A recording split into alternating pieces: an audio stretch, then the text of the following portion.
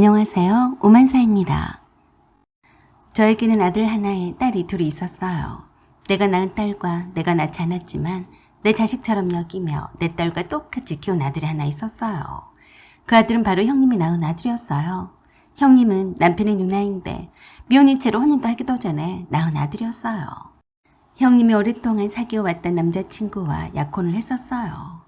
바로 결혼 직전까지 갔었는데 형님이 아들을 낳자마자 얼마 지나지 않아서 파혼을 당했습니다. 당시에 형님이 파혼당한 이유에 대해서는 남편이나 시댁 식구들 모두가 저에게는 쉬쉬했었어요. 그래도 저는 어느 정도 감을 잡았었어요. 파혼당한 이유가 형님이 낳은 아들 때문이 아닌가 했습니다. 형님이 낳은 아들을 형님이 약혼자였던 상대남의 호적에 올려주지도 않았고 형님이 파혼을 당했는데도 아무도 이렇다 할 불만을 터뜨리지 않았으니까요. 그때 시어머니가 저에게 그러셨어요. 춘심이가 미혼인데 애를 낳았으니 어떡하냐? 만수를 너희들 호적에 올려주면 안 되겠냐? 키우는 것은 나랑 춘심이가 키울 테니까 그렇게 하자. 처음에는 어떻게 해야 할지 몰라서 당황했어요. 남편이 이미 그렇게 하기로 결정을 한 상태라서 저도 따르기로 했습니다. 그렇게 해서 형님의 아들인 만수는 4살이 될 때까지 형님과 시어머니의 손에 의해서 키워졌습니다. 그러다가 형님의 아들이 있다는 사실을 속인 채 결혼을 하게 되었어요. 그 뒤부터는 단 한 번도 만수를 찾지 않았습니다. 만수는 자랄 때도 형님을 엄마라고 부르지 못하게 했어요. 시어머니가 형님을 고모라고 부르도록 했습니다. 형님이 처녀행세를 하며 결혼한 이후로 시어머니가 만수를 3년을 더 키우셨어요. 그러다가 시어머니가 돌아가시게 되자 만수를 남편과 제게 부탁을 하셨습니다. 시어머니가 유언처럼 그러셨어요. 만수는 네 아들이다. 춘심이는 만수한테 정을 뗐다. 그러니까 시집간 후로 한 번도 만수를 보러 안 오지 않냐. 진짜로 네 아들이나 마찬가지라고 생각하고 키우다오. 그런 말씀을 하신 직후에 돌아가셨어요. 형님은 결혼해서 아들을 하나 더 낳았어요. 정말 언제 그러냐는 듯이 단 한 번도 만수를 찾지 않았습니다. 그런 만수가 너무나 가여워서 남편과 제가 만수를 친자식처럼 아끼고 챙겨줬습니다. 만수는 고모라고 부르는 친엄마가 있는 줄도 알고 있으면서도 한 번도 엄마라고 부르지도 못해본 애였어요. 그래서 제가 그랬습니다. 만수야, 앞으로는 나한테 엄마라고 불러. 내가 네 엄마가 되어줄게. 알았지? 그때 만수의 두 눈에서 흘렀던 눈물을 저는 아직도 기억합니다. 그때부터 만수는 형님의 아들이 아닌 제가 낳은 아들처럼 여기며 친자식처럼 아끼고 사랑해 주었어요. 그랬더니 만수도 마음의 문을 열고 남편과 저에게 엄마와 아빠로 받아들였는지 늘 엄마와 아빠란 소리가 자연스럽게 나왔습니다. 제 두 딸들과도 사이좋게 잘 지냈어요. 만수가 저와 남편의 친자식이 아니었고 형님이 낳은 아들인 것을 잘 알고 있었음에도 더 이상 형님이 만수를 찾지 않았어도 서글퍼하거나 우울해하지도 않았어요. 키우는 정이 뭔지 제 자식처럼 애틋했습니다. 누가 뭐래도 제 아들이었어요. 제 딸들에게는 과일 같은 거 제대로 시켜본 적도 없었지만 만수에게는 아낌없이 과일도 시켜줬고 좋은 성적을 받아올 때마다 늘 기뻐하고 행복해 했습니다. 만수에게도 제 딸들에게 했던 것과 똑같이 사랑한다는 말을 늘 했어요. 만수는 누가 뭐래도 제 아들이었으니까요. 그런 만수가 잘 자라서 의대에 입학을 하게 되었고 그 뒷바라지를 저와 남편이 다 해줬습니다. 드디어 의사 면허를 따고 대학병원에서 근무를 하고 있을 때에 동네 여의사와 결혼을 하게 되었어요. 늘 연락을 끊고 살던 형님에게 남편이 그 기쁜 소식을 전해줬던 모양이었어요. 그때부터 일이 꼬이기 시작했습니다. 의사가 되어서 의사와 결혼을 한다는 소식에 갑자기 만수 앞에 나타나기 시작했어요. 그때도 여전히 만수는 형님에게 고모라고 불렀습니다. 그걸 문제 삼았어요. 갑자기 태도를 바꾸어서 만수의 생모라는 걸 강조하기 시작했습니다. 상견례 때에도 만수의 생모가 고모라는 사실을 밝히지 않았었어요. 영원히 제 아들로 기억되기를 바랬지만 그건 제 꿈에 불과했습니다. 고생해서 다 키워놨더니 그저 맨입으로 만수를 채가려고 했어요. 만수도 생모가 고모라는 사실을 알고 있었기 때문에 예비 며느리에게도 그 사실을 털어놓았습니다. 저와 남편이 만수를 정직한 사람이 되어야 한다고 가르쳤기 때문에 그 사실을 숨긴 채 결혼할 리가 만무했어요. 예비 사돈들 집안에서 좀 껄끄럽게 생각하긴 했어도 그 일 때문에 결혼을 거부하진 않았습니다. 참 감사한 일이었어요. 그러자 이젠 대놓고 형님은 만수의 생모로서 누릴 건 다 누리려고 했습니다.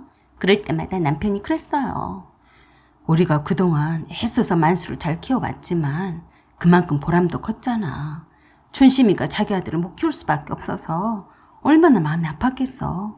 그러니까 그냥 모른 척하고 우리가 마음을 좀 넓게 쓰자. 하필 그 즈음에 형님이 결혼해서 낳은 아들 하나가 교통사고를 당해서 하늘나라로 가버렸어요. 그 아들을 잃은 상실감에 빠져서 어쩔 줄 몰라 하던 때라서 만수에게 더 집착을 했는지도 모르겠다고 생각을 했습니다. 그리고 그런 형님의 처지가 가엾기도 했습니다. 저와 남편도 불쌍한 마음에 형님이 만수를 자주 찾게 됐고 언제 그랬냐는 듯이 고모가 아닌 친엄마처럼 행세를 해도 그러려니 했어요. 만수를 우리에게 떠맡겼으면서 단 한 번도 만수 생일 때나 어린이날 때도 전화 한 통이나 선물 한 번을 사준 적이 없었던 형님이 만수에게 자기 생일을 챙겨주기를 바라게 되더니 급기야는 예비 며느리에게도 샤머니 행세를 하려고 했습니다. 그것뿐이겠어요. 만수의 결혼식 혼주석에 당당하게 앉기를 원했습니다. 그러면서도 만수의 결혼에 땡전 한 푼도 보태지 않더라고요. 사실 돈 있어야 보태든지 말든지 하죠. 어린 만수를 버리고 팔자를 고쳐보겠다며 처녀 행세를 하며 결혼을 했던 형님은 아들 하나를 낳고 이혼을 했었고 현재 살고 있는 사람과는 동거 중이었어요. 형님은 동거적인 그 남자와는 다시 재혼할 의사는 전혀 없다고 하면서도 쥐꼬리만한 생활비를 받아 쓰기 위해 사는 듯 싶었습니다. 남편은 물론 저에게도 그 동거남을 소개를 시켜준 적도 없었어요.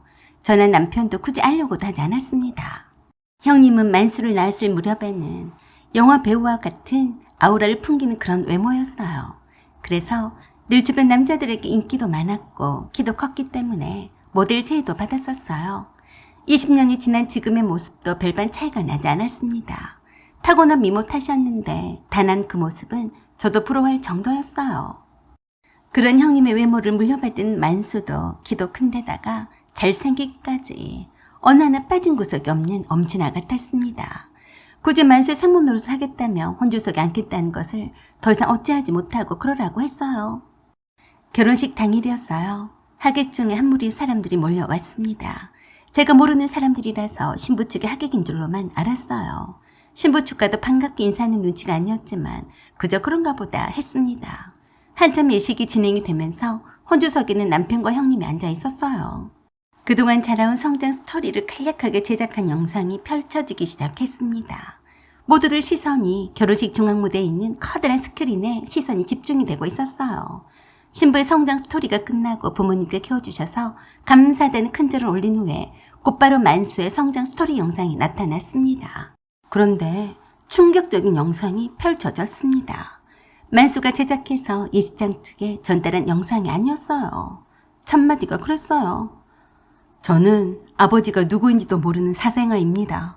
저희 어머니는 고모인데 단 한 번도 아버지가 누구인지 가르쳐 준 적이 없습니다.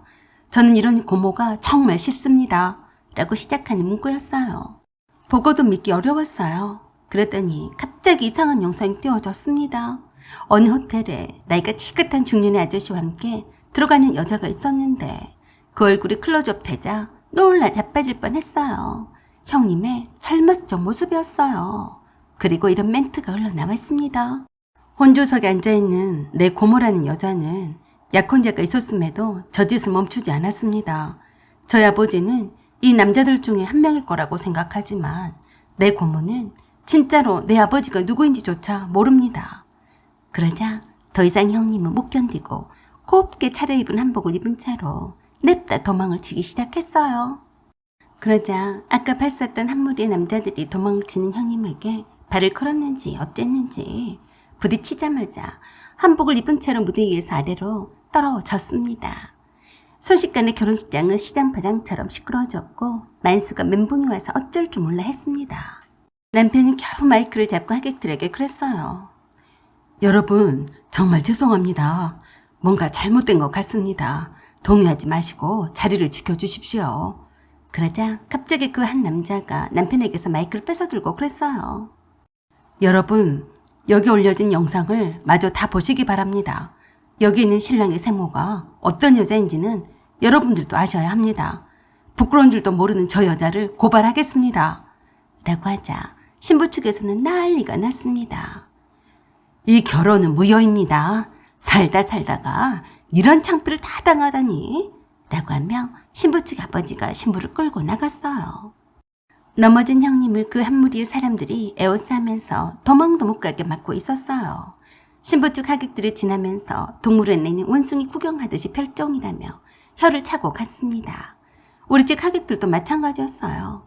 멍하게 얼빠진 채로 서 있는 만수를 친구들이 겨우 지켜줬지만 머리를 감싸며 힘들어했습니다. 그리고 비참한 얼굴로 형님한테 다가가서 물었어요. 고모, 진짜로 내 아버지는 누구예요? 저게 다 사실이에요. 그래서 아버지가 누군지 말 안 했던 거예요. 그러자 아까 무대에 서서 마이크를 잡고 말했던 그 남자가 만수에게 그랬습니다. 용케도 의사로 잘 컸네. 우리 엄마가 네 엄마 때문에 얼마나 힘들었는 줄이나 아냐? 내가 지구 끝까지 찾아가더라도 네 엄마가 잘 사는 꼴은 죽어도 못 본다. 알았냐? 형님은 곱게 한복을 차려입은 채로 그 무리의 남자들 80명에게 둘러싸여서 오도 가도 못하고 벌벌 떨고 있었는데 서로 아는 눈치였습니다. 형님이 그 남자에게 그랬어요. 네 엄마가 죽은 게 왜 내 탓이냐? 난 네 아빠 때문에 오히려 피해를 본 사람이다. 네가 오해를 한 거다. 오해 좋아하고 있네. 내가 우리 엄마가 그렇게 가지만 않았어도 아버지 사생활로 치부하고 모른 척 하려고 했어. 그런데 아줌마가 해도 너무했더라.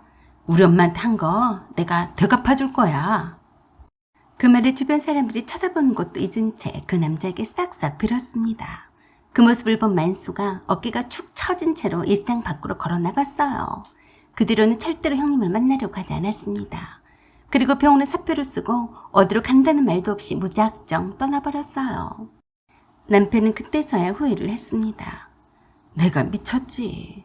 내가 끝까지 누나랑 만수가 못 만나게 했어야 했는데 애 인생 완전히 버려놨으니 어떡하면 좋아.